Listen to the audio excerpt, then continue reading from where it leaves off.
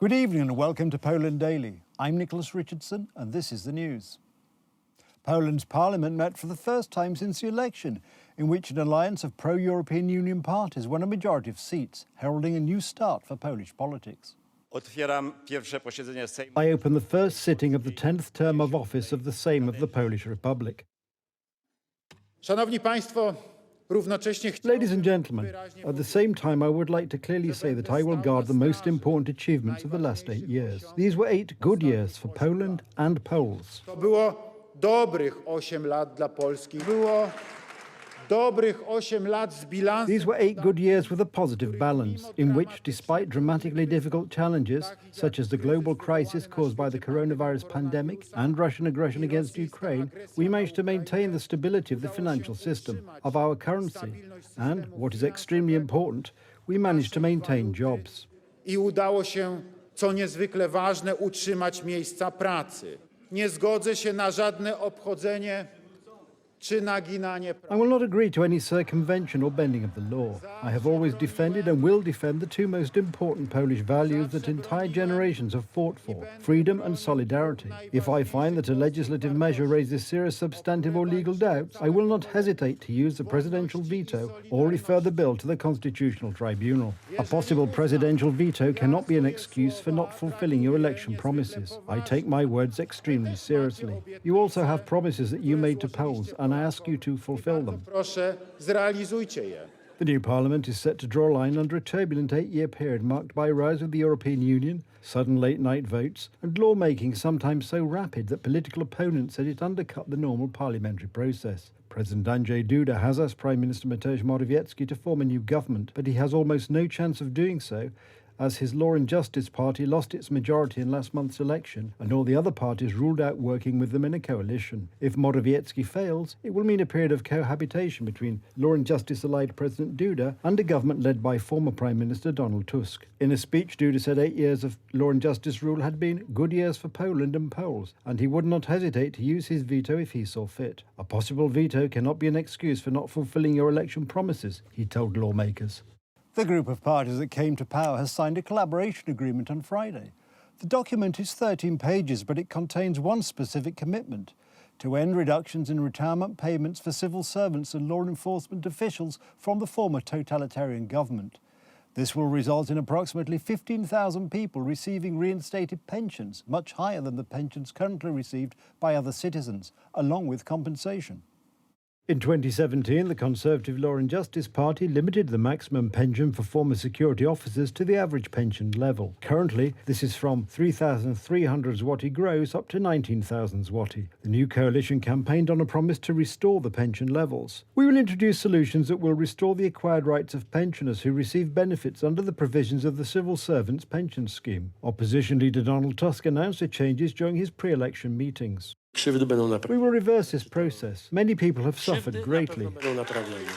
The restoration of full pensions will benefit, among others, former employees of the security service, including the notorious 4th Department, which investigated the church, and the 5th Department, which was responsible for suppressing the anti-communist opposition. Up to 15,000 people are to be given back the full pensions they received for serving the Polish People's Republic. The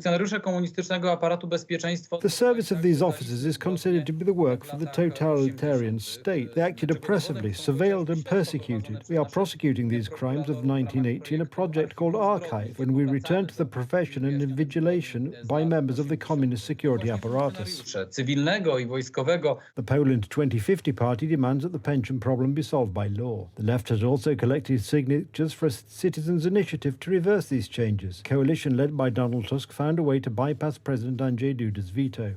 Article 8A of the new law requires the Minister of the Interior and Administration to restore the full pension of a member of the security service. It is sufficient for the officer whose pension has been reduced to submit such a request to the Minister. The process is called de-ubekization, from the famous acronym UB, which stands for Urząd Bezpieczeństwa, or Department of Security. In 2016, Law and Justice introduced a law cutting the pensions of former military personnel. On Friday, the opposition signed a coalition agreement. Publicists say say it is too general. Tam są zapisy, które by można było... Nothing will come of this agreement. They avoid any particulars except one. The Secret Service will get back their pensions with interest. These are huge sums per head of the former communist security officers, all paid for by us.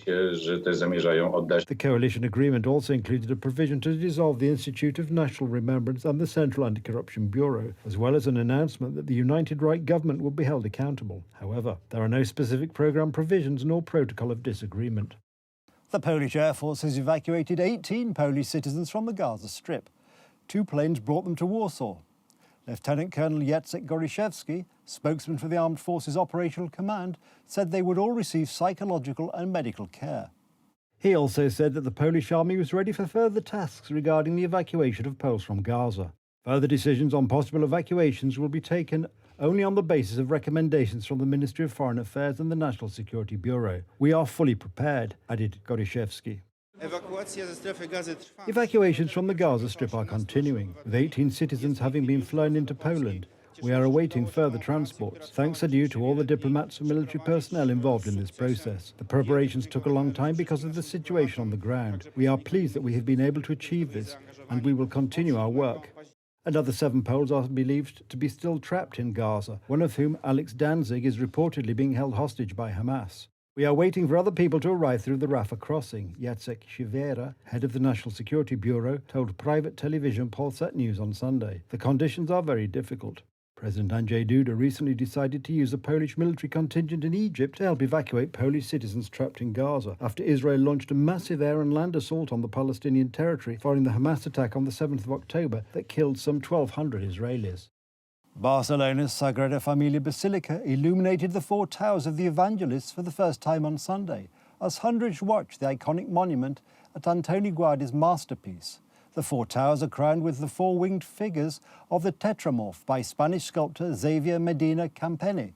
Work on Gaudi's Sagrada Familia began in 1882. For the residents of Barcelona, witnessing the additions to the Sagrada Familia has become a deeply emotional experience.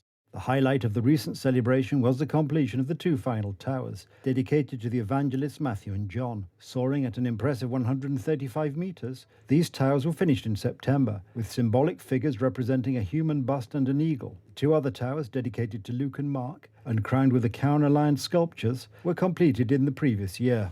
Archbishop of Barcelona, Juan José Omelia, blessed the structures in the basilica on Sunday before the light show kicked off. The towers will be the basilica's 3rd highest once the site is completed. Only the Tower of Jesus Christ, designed by famous Catalan architect Antoni Gaudi to be the building's summit, remains unfinished.